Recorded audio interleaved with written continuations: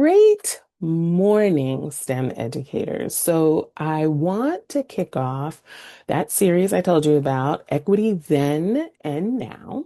And today I want to start by talking about Septima Poinsetta Clark.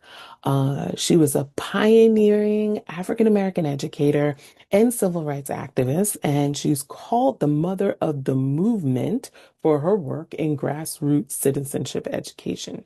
She was born in Charleston, South Carolina in 1898.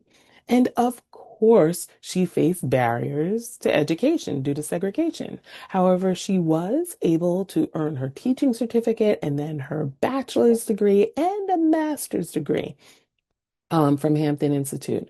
She taught in segregated schools and fought for equal pay for Black teachers. She helped with a landmark 1920 case that allowed Black teachers to be hired even in Charleston public schools. And then her work at Highland Folk School is where she developed literacy and citizenship workshops that actually empowered, and I talk a lot about empowerment, empowered African Americans to pass literacy tests that were required for voter registration in the South.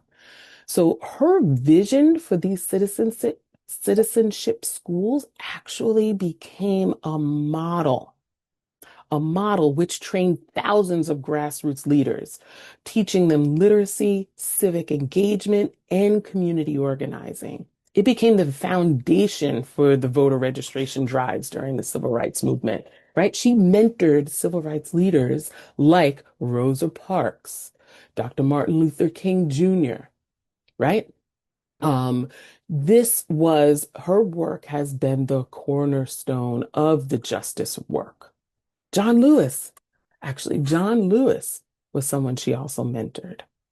Okay, her philosophy aligns so closely and beautifully with my book and its message about equity as a pathway to unlocking student potential.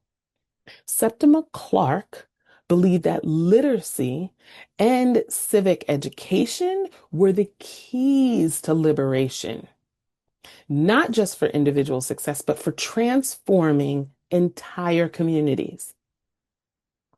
The citizenship schools empowered students to recognize systemic barriers and then also gave them the skills to advocate for their own rights and opportunities. So when we talk about STEM classrooms today, self-advocacy is, right, a modern form of this empowerment that Septima Clark taught.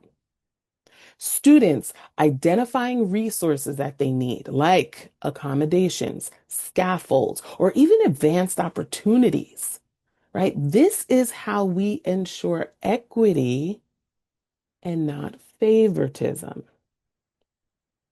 My book, Equity Builds Expertise, it extends her legacy by showing educators how removing barriers does not lower the bar. It raises the ceiling for what students can achieve in STEM.